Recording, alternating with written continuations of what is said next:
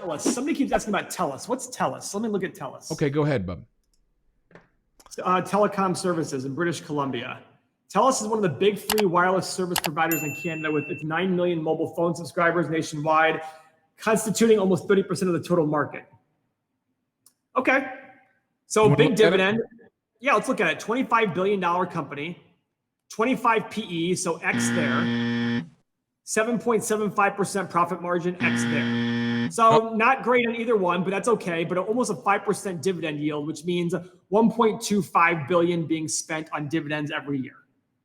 Nice dividend though, huh? Nice dividend. Revenue growth is pillar number 3. Check mark, 9.7 billion to 11 billion. Nice. Profit growth? 1 billion to 1.3 and very consistently growing. So check mark there. Number of shares outstanding is pillar number 5, Paul.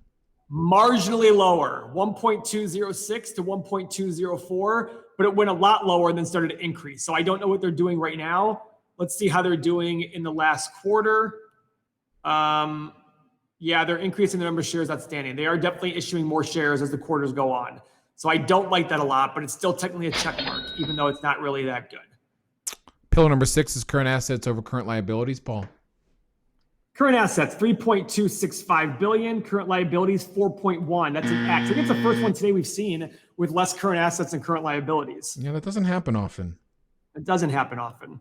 And free cash flow, my favorite one in the world. Free cash flow growth is pillar number 7. Oh boy.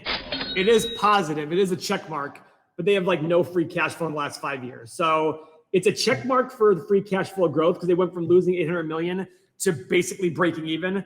But in terms of the average over the last 5 years, it is definitely, they spent a lot of money on capital expenditures, guys, a lot of money. So you need to figure out how much of these capital expenditures are growth capital expenditures versus maintenance.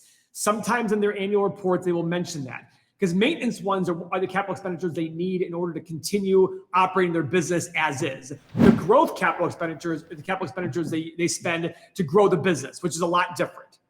As an example, in our properties, when we replace a roof, that's maintenance capital expenditures. When we remodel a unit to get a higher rent, that is growth capital expenditures. So the same thing with companies. This is a tough one. I'm going to avoid this one unless I need to understand more about how much of their capital expenditures are maintenance versus growth. But the thing is, they're not even growing that much in terms of revenue.